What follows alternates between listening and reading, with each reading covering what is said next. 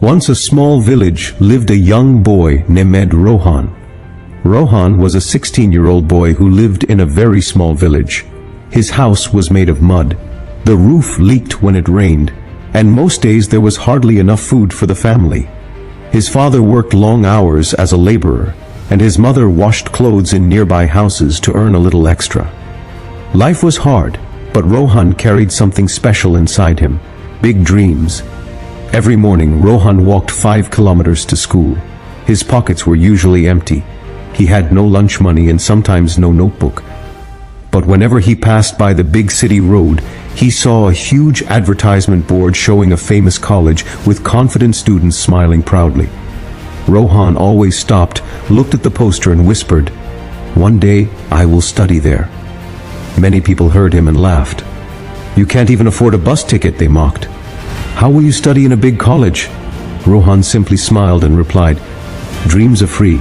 Thinking big costs nothing." At home, his parents were worried. They saw him studying late at night under the small lantern that flickered again and again. They wanted to help him, but they were helpless.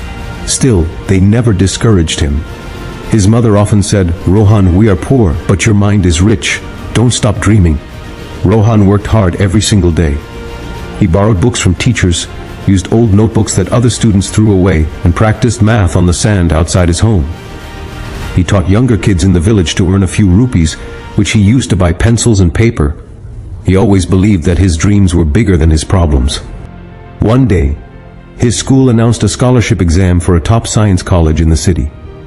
Only one student from the whole district would be selected. Students with rich parents got special coaching. They had guides, past papers, and tutors. Rohan had none of these, but he had faith, he had courage, and he had the habit of thinking big. When he filled out the scholarship form, some boys laughed. "Why are you wasting your time? This exam is not for poor kids," they said. Rohan answered softly, "Maybe I am poor, but my dreams are not."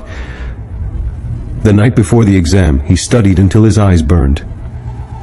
His mother placed her hand on his head and said, "Do your best, God will see your effort." The next morning he went to the exam center wearing his faded school uniform. His sandals were old and broken, but his heart was strong. He sat in the exam hall, closed his eyes and whispered, "This is my chance." Then he began writing with full focus. A week later, the results were announced. Students gathered in the ground, talking excitedly. The headmaster stepped forward and read the result loudly. "The winner of the district scholarship is Rohan." Rohan froze.